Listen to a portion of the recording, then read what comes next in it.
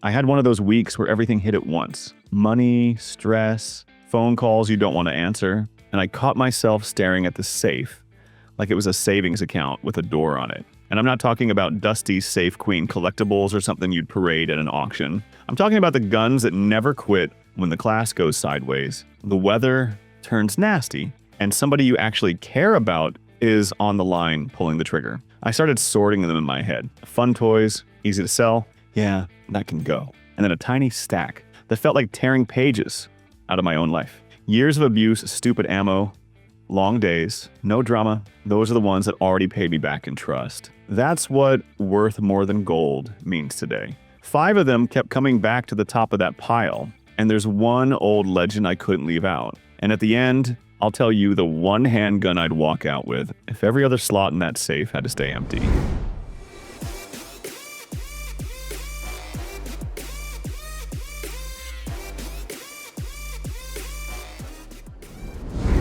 I'll be honest, I used to roll my eyes at the Shadow 2 Compact. In my head, it was a gamer gun that shrank in the wash. Fun for pictures, not something you trust when the line is full. And people are nervous. Then a guy walked into one of my defensive pistol classes with one in a floppy little holster. My first thought was, great, this is the gun that's going to give us drama. Light single action trigger, fancy slide cuts, hot 9mm, packed line. It felt like a problem waiting to happen. Except the problem never showed up. The serious pistols started choking on the mixed ammo we were running. One polymer gun kept dropping mags in the dirt. Another couldn't lock the slide back, and we burned time chasing it. The Shadow 2 Compact just kept cycling, flat recoil, sights snapping right back, student shooting way above his pay grade. End of the day, the only thing it needed was a wipe down. I walked into that range thinking it was a toy. I walked off knowing that if I ever have one of those weeks where I'm staring at the safe like a bank account, this is not the gun that's getting listed. For me, that's what worth more than gold looks like.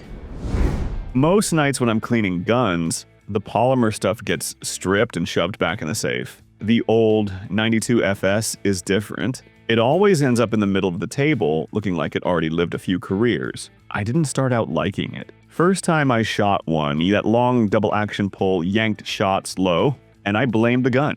Big grip, big slide, safety in a weird spot. So I wrote it off as a cop movie pistol and moved on. Then the years started stacking up. Beat up range rentals and duty guns, running weekend classes on junk ammo, without a real failure. Guys who were a mess with other pistols suddenly tightening up once they settled into that Beretta rhythm. Heat, dust, bad reloads, bad technique. It kept doing boring, reliable work. So when I have one of those weeks where I'm staring at the safe like a bank account, there are newer, cooler pistols I'll sell long before this scratched up 92. It's not the lightest or the trendiest, but it's proved itself enough that a price tag feels wrong. That's what worth more than gold looks like for me. And the next gun on this list earns that label for a very different reason. He called late. I might have to sell a gun. You know anybody who wants a security 9? I knew exactly which one he meant. 7 years ago, I was beside him at a pawn shop counter when he bought it. Money was tight, and that Ruger was the only pistol that felt right in his hand. A few days later, we took it to a small range with cheap ammo, and it just kept eating. Since then, it's lived on his belt, in his truck, and in a nightstand holster through third shift, bad apartments, a breakup, and midnight gas station stops. Summers cooked it in the console, winters froze it in the car, and every few months we dragged it back to the range. It just kept running. So when he laid it on my table last month and started talking numbers, all I saw was every year that pistol did its job, while his life blew up and settled back down. On paper, it's a budget Ruger. In real life, it's worth more than anything a pawn ticket is going to show, and the next gun on this list was born at the opposite end of the price scale.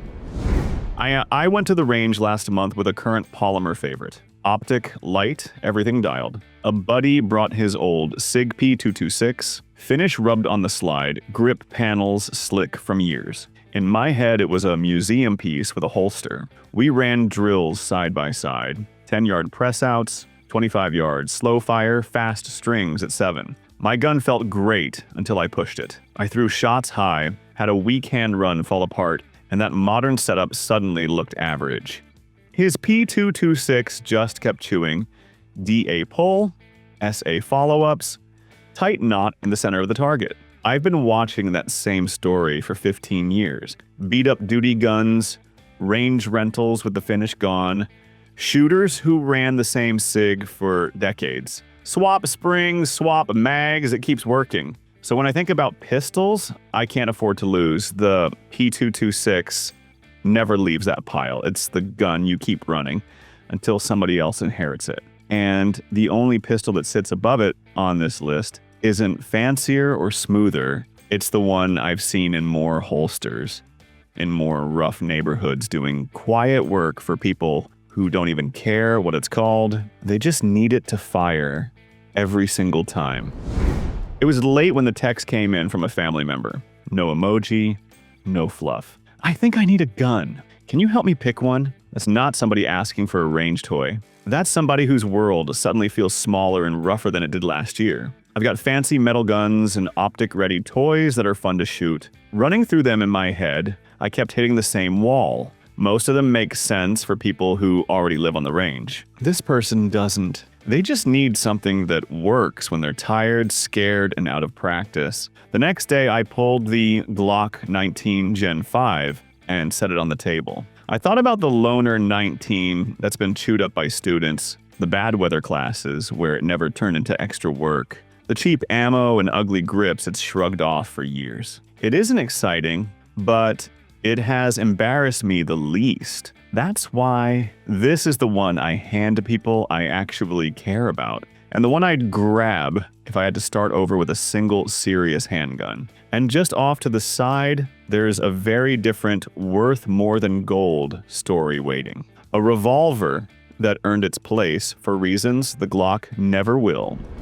First time a Colt Python really meant anything to me, it wasn't on a screen. It was in a glass case 15 years ago, deep bluing, and a price tag higher than anything around it. I was still staring when an older guy asked, "You ever actually shot one?" and offered to bring his out next week. A few days later, we were on an outdoor range with his Python and a box of .357. The trigger rolled like it was on tracks, the front sight rose and settled, and the holes stacked tighter than I deserved. From then on, every other revolver got judged against that feel. Years later, I bought my own. It doesn't live on my belt, and it doesn't come out often. When it does, I slow down, run double action only, and it shows every lazy habit I've picked up. When prices jumped a couple years back, people said I could trade it for a safe full of practical pistols. Plastic and optics are easy to replace. The gun that set the standard for every wheel gun I touch isn't. Selling it would feel wrong. For me, this one really is worth more than the money.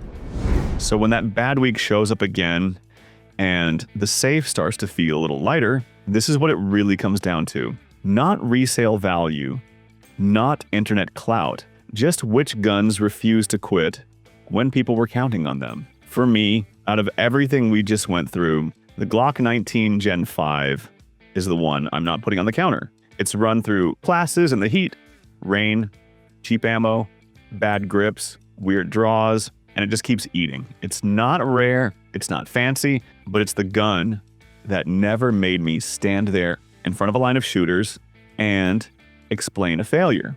That's worth more than any quick cash. You've got your own version of that gun sitting in your safe. Drop it in the comments which one you won't sell, even if somebody waves stupid money under your nose. I'm Steve. Don't trade loyalty for a price tag.